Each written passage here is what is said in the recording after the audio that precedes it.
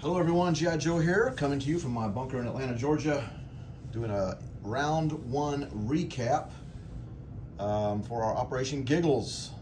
So let's take a look at what's happening here. I guess we'll start from the stuff up here first of all, and that was the G1. Of course, Matt Todd decided to go for 110 and 111 for Paris and for southern France. And got all of that only at a costly expense. He lost, I think, 4 planes all total. One TAC was shot down by AAA in Paris, and then even though he did kill the Navy in 111, 110, it was at a cost of like a battleship, destroyer, subs, 4 planes. I think 2 planes were killed by AA. It's just a and then a AA here, so it was a brutal attack for Germany. But they achieved their objectives, but just at a cost. So, and of course, Russia, not being at war, just kind of bought. I think he bought the bomber and attack and some infantry. And of course, Sire moved up, shore up the front there, and of course over here in the far east, if you can see, he pulled back to Barasha. Germany kind of came down here, bumped off of there. Bulgaria, blah, blah, blah, move some stuff down here to the south, etc., etc. So, what was I going to do? What's wrong with that?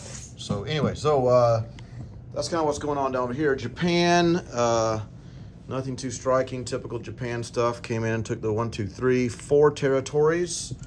And then, of course, China countered and took Yunnan back, leaving 1 guy.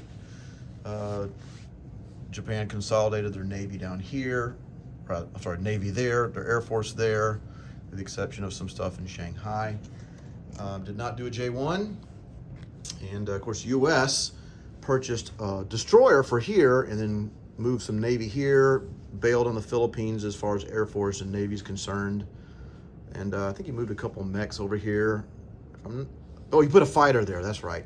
He bought a fighter to put there, moved the destroyer or left the destroyer there, and then brought up, did the whole transport flip-flop back and forth thing. So that's kind of what's going on here since we're in the Pacific. Commonwealth. No, let's talk about China. So China, as I said, countered Yunnan and pulled back to Xinghai. No, whatever this is.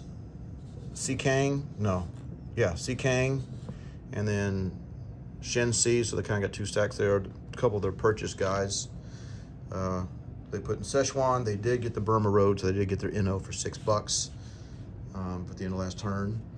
UK, see here, UK bought 9 infantry and placed in London. Of course, they cleaned up a sub, I think, in 110. They didn't do anything over here other than some non-combat moves. Moved in here. Of course, Commonwealth moved up. France moved over into here. They're beefing up the whole Southeast Asia thing. Then they did the whole flip-flop with the battleship destroyer dealy down here. They brought their transport cruiser, some guys on here, and handily took Ethiopia. Did so. And pulled back to Egypt. Of course, allowing Italy to come up and attack this.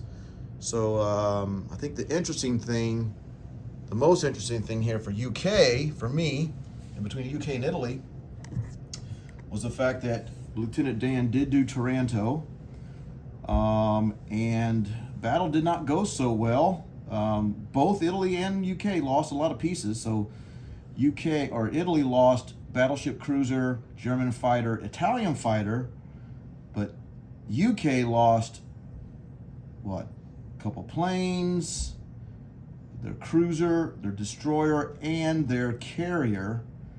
And then they landed their planes. They landed a bomber and tactical and fighter here on Cyprus. And then Italy came in and attacked Cyprus with a bomber para offshore and a transport, and they killed 3 planes. So costly battles for Germany up here, but I think costly battles for both Italy and UK down here, because they lost all their Navy in the Med, along with 4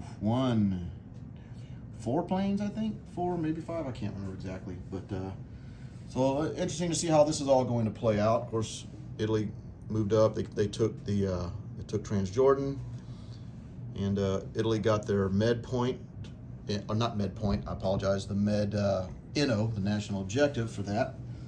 And for Commonwealth, I think the interesting thing was they bought a bomber. So obviously they're going to got bomber para going on, some crazy stuff there. And then Sire brought his from over this way, from the naval base and all that coming over this way. They brought over 2 infantry cruiser and a transport here. And then of course down from Canada, they came down here. So obviously they're going to do some stuff in Brazil. So there's going to be some stuff happening over here eventually at some point, obviously, as there usually is. But interesting stuff. Got about to start round 2. Matt Todd's about to do his G2. I think he sent his request or not request, request for technology and all that kind of stuff. He sent that in. So I guess we'll look at points over here. So I got to flip my points over from the last game. I still haven't changed them over from the last game we played. So as it stands right now, just a typical, 5 points? Maybe it's 6. So Berlin, Rome, Tokyo, Paris. Not Cairo, that was from last game. Sorry, my apologies. So I think I'm missing Shanghai. Is that it? Yeah. Oh, yep, Tokyo, Rome, Paris, Berlin.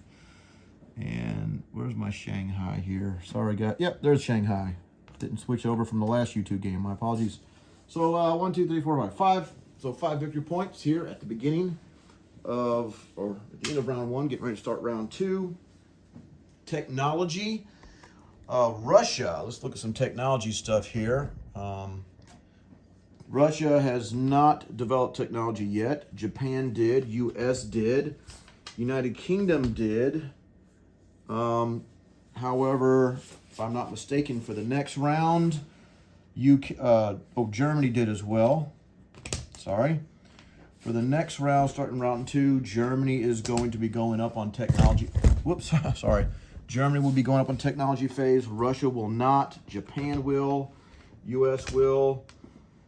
And UK will not be. Okay, so looks like Germany, Japan, and US will be the ones advancing their technology this coming round 2. So stay tuned, guys, for Matt Todd and G2 coming up here sometime today. And then I think Sarge said he can bust out Russia fairly quickly. And then I should be able to do Japan sometime today, this evening, or whatever. So, all right, guys, hope you're having a great day, and we'll see you soon.